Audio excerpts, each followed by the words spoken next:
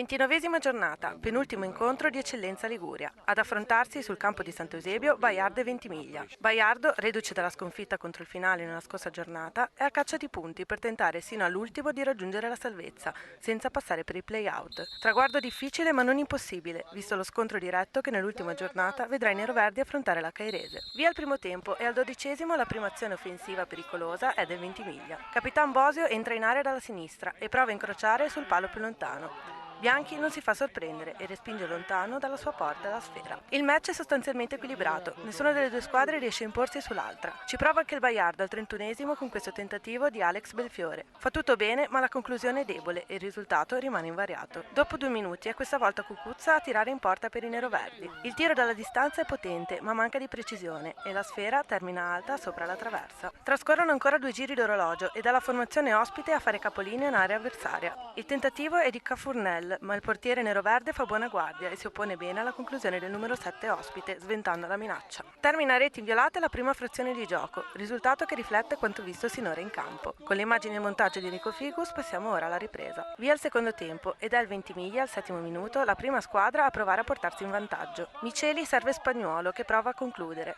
La palla arriva fra i piedi di Salzoni che tira così in porta.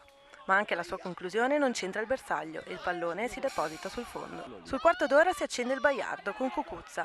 Il numero 10 va vicinissimo al vantaggio con questa conclusione, che termina però poco a lato. Non passa nemmeno un minuto e i neroverdi si portano in vantaggio. La rete è firmata Gasti, che con questo colpo di testa su calcio d'angolo porta il risultato sull'1-0. Ma il vantaggio dura poco più di un minuto. Al 18° infatti il Ventimiglia pareggia i giochi, grazie alla realizzazione siglata dal numero 2 Ambesi. Siamo dunque sull'1-1. Al 27° minuto il Ventimiglia raddoppia e ribalta il risultato. Bella la discesa sulla sinistra di Bosio, che, arrivato sul fondo, serve Miceli, indisturbato e da posizione ottimale. Non può proprio sbagliare, la rimonta è completata. Siamo sul 2-1 per gli ospiti. Al 30° il Baiardo, ora sotto di un gol, rimane anche in 10 uomini per l'espulsione di Belfiore. A voi il giudizio sulla decisione presa dal direttore di gara Valentini di La Spezia. Al 41° l'arbitro concede calcio di rigore per i padroni di casa. Seconda munizione per Eugeni, che viene espulso. Dal dischetto si presenta Cucuzza, che non sbaglia e spiazza il portiere. Siamo 2-2 e il Ventimiglia, 2 minuti più tardi, rimane pure in 9 per l'espulsione di Addiego. Termina dunque 2-2 l'incontro fra Baiardo e Ventimiglia.